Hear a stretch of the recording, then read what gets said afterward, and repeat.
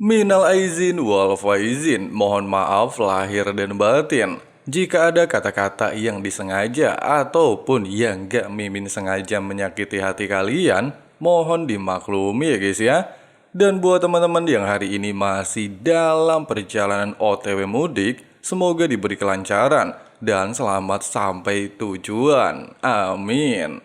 Oke lah, di video kali ini kita bakalan ngelanjutin lagi pembahasan alur cerita Donghua Perfect World. Tepatnya episode 260 ya guys ya. Seperti biasa buat teman-teman yang baru gabung atau belum sempat nyimak episode-episode sebelumnya, Abang Frank saranin nonton dulu ya guys ya, supaya teman-teman gak gagal paham ngikutin kelanjutan alur ceritanya. Linknya udah ada di kolom deskripsi. Oke lah guys, nggak usah kebanyakan drama lagi di awal video. Langsung aja simetriskan posisi rebahan kalian. Inilah waktunya kita baku hantam.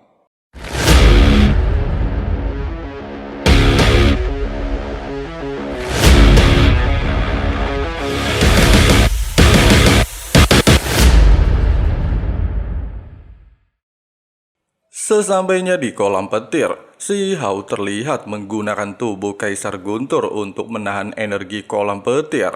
Meskipun di momen ini, para jenius beranggapan tindakan Huang sudah berlebihan, serta malah diam-diam merampas kolam petir, namun Tan Yutu bersama semut kecil tidaklah memperdulikan ucapan tersebut. Pasalnya kolam petir hanyalah bayangan yang terbentuk dari kilat, sedangkan cairan petaka petir barulah obat sejati yang lahir dari kehancuran. Oleh sebab itu, semut kecil meminta si Hao untuk mengambilnya. Merasa perkataan Xiaojin memanglah fakta, serta dia sendiri kesulitan menahan energi kolam petir, si Hao lantas menggunakan catatan sejati primordial hukum Dewi Willow untuk mengunci kolam petir. Meskipun kejadian tersebut mengejutkan Meng Tianzhen serta menjelaskan sumber utama petaka petir bisa membunuh tubuh ataupun jiwanya, hanya saja King Si Hao tetap bersikeras melakukan percobaan dan ternyata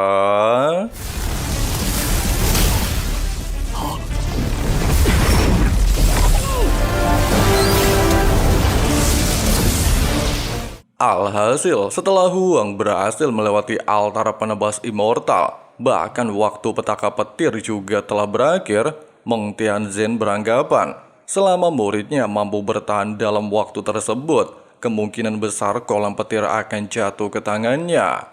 Dan benar saja, di bawah dukungan teknik Kunpeng, energi petir beresonansi menjadi cahaya altar penebas immortal. Selain cahaya tersebut lahir dari petaka petir, benda itu juga bisa memperkuat tubuh si Hao, sehingga dia tanpa ragu mengejar cahaya altar penebas immortal.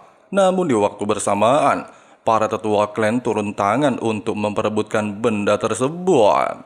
Menyaksikan hal itu, lantas menarik perhatian Nenek Wei. Pasalnya benda sakral kolam petir hanya bisa dimiliki oleh seseorang yang ditakdirkan. Jika mereka secara paksa merampasnya, maka sama saja mempermalukan anggota perbatasan kekaisaran. Sementara itu, di saat Huang terus melakukan pengejaran, bahkan menyadari cahaya altar penebas immortal tidak bisa ditahan dengan tubuh biasa, semua orang tiba-tiba dikejutkan kalau benda itu ternyata memiliki kesadaran ilahi, sehingga Nenek Wei bersama tetua Tuogu bekerja sama untuk mendapatkan cahaya altar penebas immortal. Meski pada awalnya botol cairan Tougu berhasil menangkap cahaya tersebut, hanya saja cahaya altar dengan mudah melepaskan diri, sehingga memaksa Nenek Wei menggunakan teknik pamungkasnya untuk menahan pergerakan cahaya tersebut.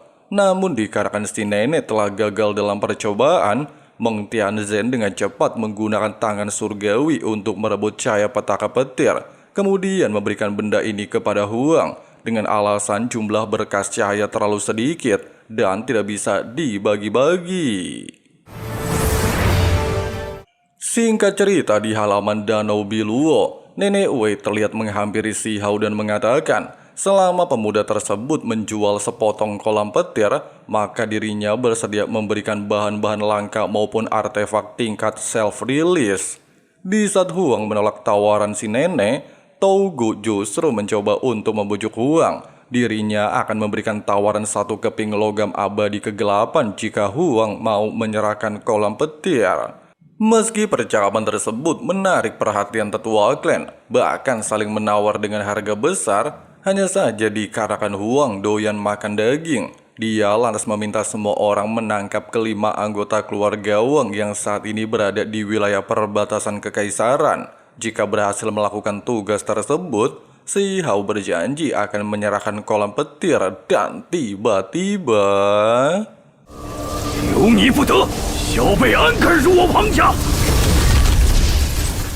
Untungnya saja ketika situasi mulai tidak kondusif, bahkan terjadi adu cekcok antara geng Si Hao dengan keluarga Wang, tetua Meng Tianzhen pada akhirnya turun tangan untuk menyelamatkan sang murid, serta memberikan sedikit pelajaran untuk anggota keluarga Wang. Melihat tindakan Meng Tianzhen kelewat batas, tetua misterius di balik kediaman keluarga Wang justru melepaskan serangan penuh, sehingga memaksa tetua agung menggunakan telapak surgawi membombardir halaman keluarga Wang.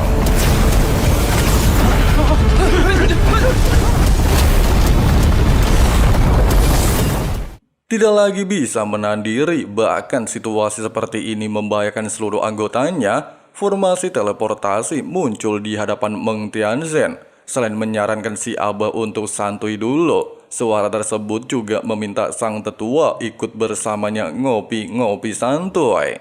Sebelum tetua agung menerima tawaran suara leluhur keluarga Wang, dia lantas menyegel kolam petir di tangan si Hao, sehingga berkas cahaya altar tidak bisa melarikan diri, serta meminta si Hao untuk menjaga kolam petir.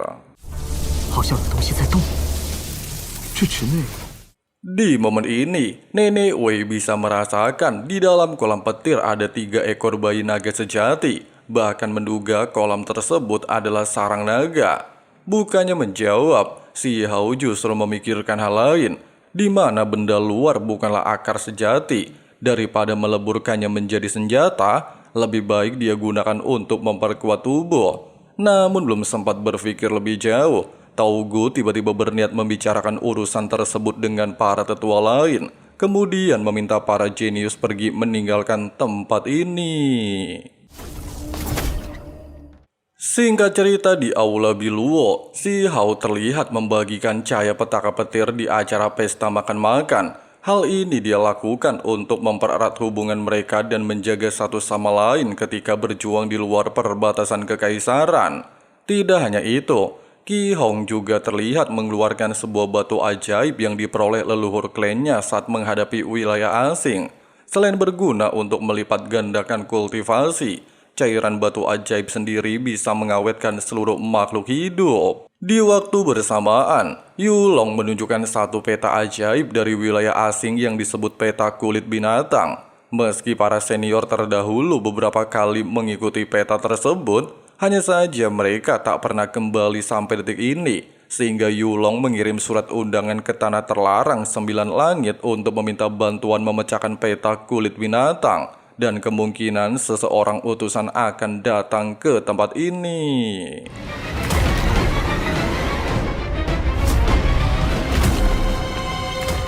Nah, ternyata seekor ayam betina yang muncul di halaman Biluo merupakan utusan Tanah Terlarang, sehingga Yulong segera meminta para jenius memberikan sambutan untuk senior mereka. Namun di balik punggung ayam tersebut ada seorang kakek-kakek tua bernama Kiji yang baru saja terbangun dari tidurnya.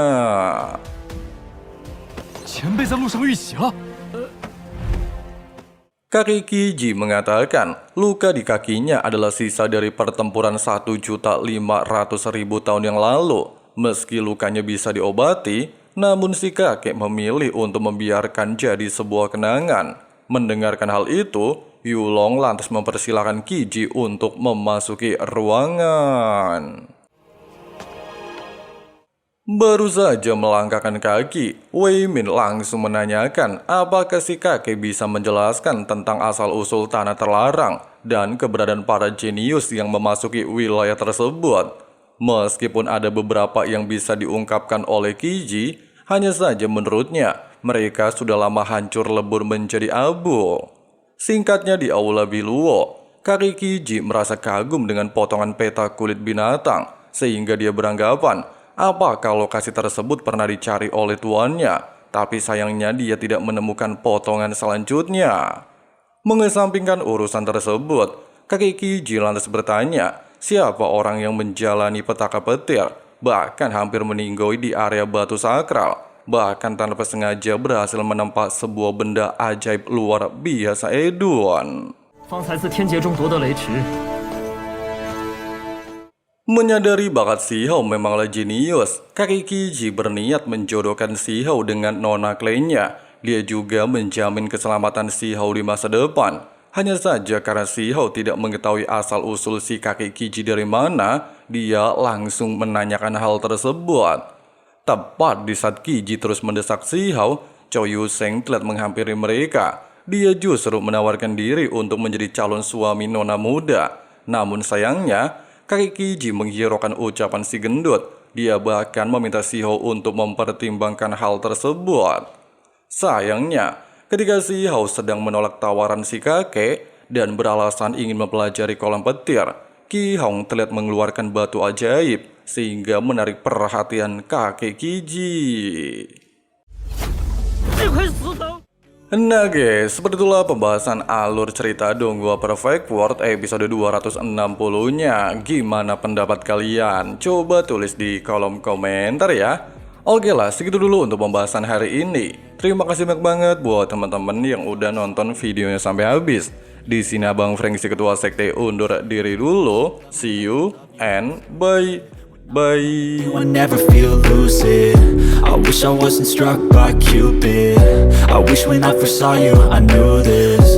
When I'm with you I feel so useless. I feel diluted, my heart's been wounded. Silhouettes of you are like a taunt. Never really know just what you want. With you I don't ever feel calm. I can feel the sweat inside my palm. Play with me like cats and a string. You don't understand the pain it brings. You don't ever wanna give me wings. You don't ever wanna set me free.